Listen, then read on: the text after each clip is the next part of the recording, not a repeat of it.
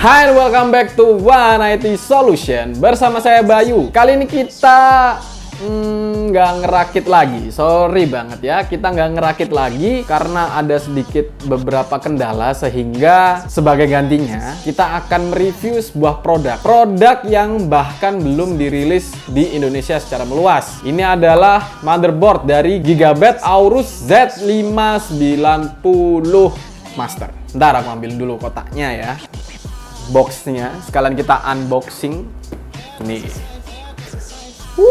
Nih ya, barangnya sudah ada di sini dan sekalian kita unboxing. Tapi kameranya di situ aja. Kameranya baru satu kakak, jadi nggak ada kamera atas gini sambil kelihatan gitu, masih belum ya. Curhatan nih, curhatan. Bos, nambah bos kamera. Hai, waduh, ini kalau nggak salah beratnya sekitar 18 kilo atau sekian. Oh enggak, 16 kilo, berat banget. Jadi ini motherboardnya. Bismillahirrahmanirrahim. Angel's Voice. Kita lihat satu-satu ada apa aja di sini. Ini ada stiker. Ini stiker. Bagus sih stikernya. Mau ya? Gigabyte minta stikernya. Kemudian ini ada installation guide ya. Ini adalah installation guide. Ini buat teman-teman mau ngerakit jangan lupa dibaca karena ini adalah teknologi terbaru. Berhati-hati jangan sampai salah, takutnya nanti ada kerusakan atau apa. Jadi lebih baik dan direkomendasikan untuk membaca dulu installation guide-nya. Terus ini ada app center-nya. Jadi ini ada software-nya. Kemudian apa ini, ada stiker kayak gini lagi. Terus ada user manual. User manualnya banyak. Tebel banget ya, dibacain satu-satu kalau mau ngerakit biar nggak ada yang salah. Terus ada antena untuk wifi-nya, kemudian ada kabel, ada baut, kabel SATA, kabel ya. Ini ada perkabelan dan perbautan duniawi, ada banyak. Dan sudah kosong. Oke, jadi seperti ini untuk penampakan dari motherboard Gigabyte Aorus Z590 yang master. Memang cukup menarik, ada beberapa hal yang menarik ya, yaitu yang pertama di sini adanya 18+1 PWM yang mengelilingi prosesor dan juga adanya heat pipe di sekelilingnya. 2x8 pin CPU power yang cocok buat kalian untuk overclock, sehingga ya buat kalian yang memang suka overclock atau mau coba-cobain overclock, ini itu sudah siap tempur ya. Benar-benar siap tempur. Ya, di sini ada 3 slot untuk M.2 konektor yang mana ini sudah dilindungi dengan thermal guard. Kemudian ada 3 slot juga untuk PCIe atau VGA-nya yang dia ini dilindungi juga dengan metal atau besi. Dan ini itu sudah bisa menopang VGA terbaru, VGA yang seri 3000 series atau yang semacamnya yang sudah cukup besar, yaitu menggunakan 3 fan. Itu sudah kuat. Kemudian untuk slot RAM-nya di sini itu sudah dilapisi dengan metal sehingga cukup bagus ya, dan juga ini itu sudah bisa di overclock hingga 5000 MHz. Kembali lagi, ini sudah cocok banget buat kalian yang mau overclock dan dengan performa yang cukup besar. Dan lagi-lagi ada juga metalnya, yaitu adalah di pin powernya yang 24 pin. Di situ sudah dilindungi dengan metal. Oh iya, ini ada yang menarik juga, yaitu adalah ya mungkin beberapa motherboard sebelumnya juga sudah ada, yaitu adalah pengukur suhunya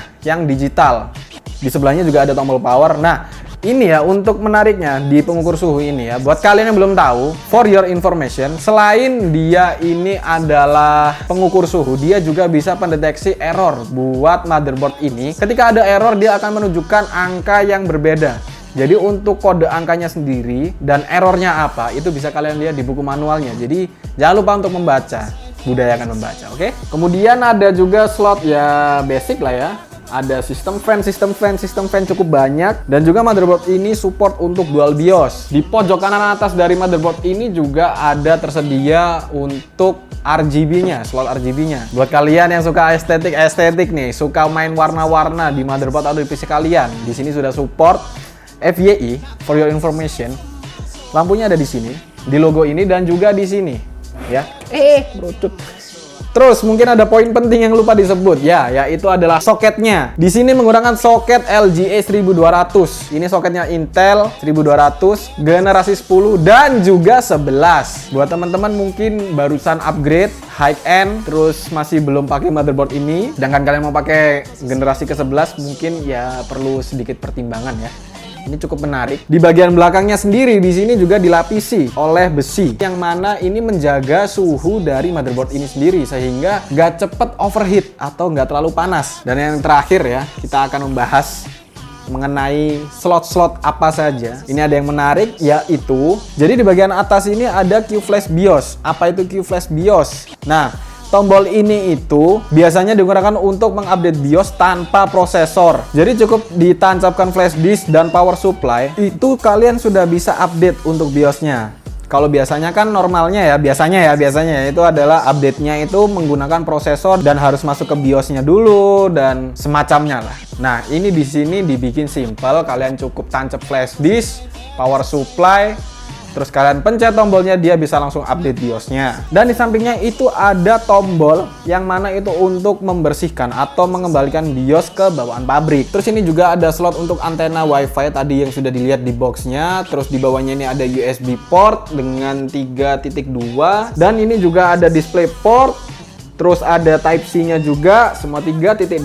Terus di sini ada yang menarik adalah Aquantia, yaitu adalah port LAN-nya yang mana dia itu sudah support dengan kecepatan 10 GB. Terus di bawahnya seperti biasa ada audio port dan lain-lain. Dan uniknya lagi di motherboard ini sudah tersedia ya, bisa kita bilang atau gampangnya adalah sound card-nya. Dimana sound card ini atau DAC ini sudah mengangkat earphone maupun headphone yang menggunakan power lebih sehingga kualitas SQ meningkat tinggi dibandingkan pada Mobo seri lainnya atau mungkin yang sebelumnya yang tidak menggunakan DAC tersebut. Untuk pembanding bisa kalian coba sendiri ya, bisa kalian rasakan sendiri karena ini gimana ya, kayak ya itu telinga kalian sendiri yang bisa merasakan begitu ya. Jadi itu ya untuk DAC-nya itu sendiri itu kalau nggak salah hanya DAC-nya itu sudah nyampe harganya 2 juta sendiri. Ya memang itu di situ sudah menjadi poin plus. Untuk motherboard ini sendiri itu sudah cocok banget buat kalian hardcore gamer atau hardcore worker yang mana kalian menggunakan motherboard ini untuk editing yang berat-berat atau mungkin movie making dan lain-lain. Ini sudah cocok banget. Kalian juga bisa overclock dan bisa dibilang ini sangat bagus untuk performanya. Oke, jadi kayaknya ini aja ya untuk video review kita kali ini ya. Sorry banget mungkin saya ada salah kata atau salah informasi ya, karena saya sendiri masih belajar juga di dunia motherboard ini. Saya masih belum memahami penuh. Cuman jika ada salah tolong dikomentari, tolong dibenarkan. Saya menerima semua masukan Anda ya.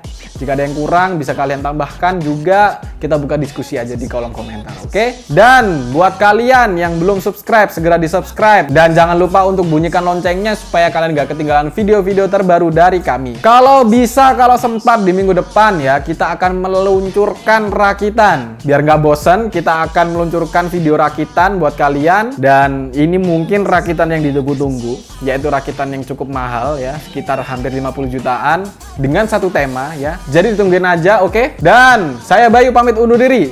And peace out.